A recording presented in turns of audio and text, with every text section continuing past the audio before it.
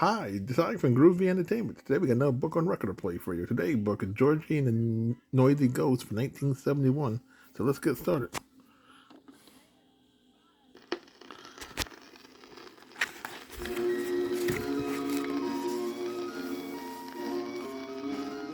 Georgie and the Noisy Ghost by Robert Bright.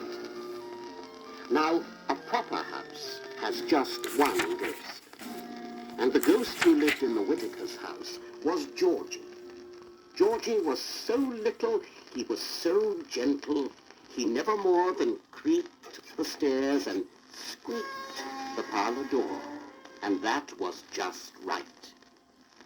But one summer, Mr. and Mrs. Whitaker rented a house on the beach for the holidays. Everybody came along. Herman the cat, Miss Oliver the owl, and Georgie, of course. They arrived at sunset. First thing, Miss Oliver found a handy tree for herself, and Georgie explored his nice new attic. It was so cluttered with wonderful old things, it was just like home. Downstairs, Herman made friends with a mouse who lived behind a grandfather clock. And they both watched Mr. and Mrs. Whitaker take out the little boat that came with the house. Mr. and Mrs. Whitaker had such a good time rowing around, Miss Oliver had to fly out and hoot to remind them how late it was. Then they went to bed and to sleep just as usual, and the grandfather clock struck 10. After that it struck 11, and there was nothing wrong with that. But when that grandfather clock struck 12 times, somebody came up the cellar stairs and opened the cellar door. He wore big boots that thumped and a big sword that rattled. He marched straight to the front stoop and howled. He howled. He howled 7 times before he marched back down into the cellar. Upstairs, Mr. and Mrs. Whitaker woke up with a start. They thought it was the wind that was howling and pulled the covers over their heads. But Georgie and his friends knew there was another ghost in the house, and he looked to be the noisiest and scariest ghost they had ever seen. But the mouse, who knew all about him, said that he wasn't scary at all. He was just noisy because he was unhappy. His name was Captain Hooper, and he had sailed the stormy seas in his time. But although he was a good captain, he had never managed to be a hero. So nobody had ever given him a medal. That's why he gloomed in the gloomy cellar and thumped and rattled and howled every night at 12. He wanted everybody to know how unhappy he was. And he wasn't about to stop until somebody gave him a medal. But how could anybody give a medal to a big, noisy ghost who woke up the Whitakers way past bedtime? Just the same, Georgie knew something had to be done about it. He and Herman ransacked the attic until they found slippers and a nightshirt. They left them in the cellar while the captain slept. But his boots and sword they hid away so he couldn't find them again. Now that was good because next night Captain Hooper didn't thump anymore and he didn't rattle anymore. But he still howled at the sea because he didn't have a medal. And that was bad. Because Mr. and Mrs. Whitaker woke up again with a start. This time they thought it was a hound dog howling at the moon, and they jumped right out of bed. They looked all over everywhere and were so upset they couldn't get to sleep again, and sat up in the parlor for the rest of the night.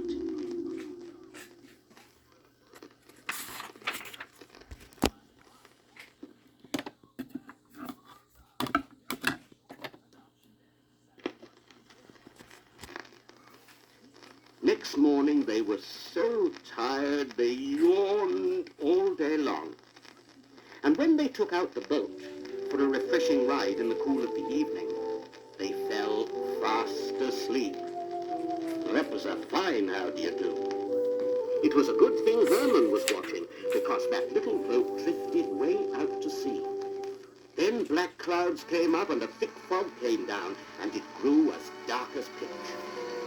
Herman gave the alarm to Georgie and Miss Oliver, and they went up and down the beach, meowing and hooting to beat the band. But Georgie knew that wasn't nearly noisy enough to save the Whitakers. There was just one person noisy enough for that. They'd have to wake up Captain Hooper right away, before it was too late. Now Herman meowed, but that didn't wake the captain. Miss Oliver hooted, but that didn't wake him. But Georgie fetched a frying pan and a big spoon. Georgie beat that pan 12 times with the spoon, and that woke up Captain Hooper. They told him that Mr. and Mrs. Whitaker were lost in a boat at sea, and that only he could save them. But he would have to howl louder and longer than he had ever howled before. That's just what Captain Hooper did. Far out at sea, Mr. and Mrs. Whitaker woke up with a start. And what a surprise to find they weren't home in bed. But they weren't scared because they heard the familiar sound that had waked them. This time they knew it wasn't the wind and it wasn't a hound dog. So they decided it must be a friendly foghorn, and Mr. Whitaker knew exactly which way to row. Now, Captain Hooper wasn't a foghorn, but he was louder, and he was a hero because he saved the Whitakers.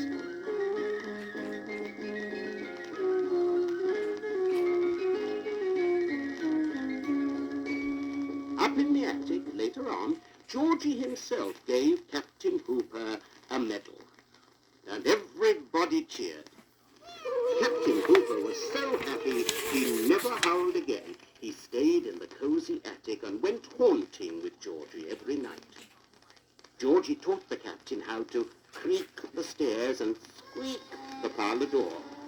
One night he let him do it all by himself. Captain Hooper haunted so gently, and Georgie was so proud of him, he just had to give him another medal. Thank goodness.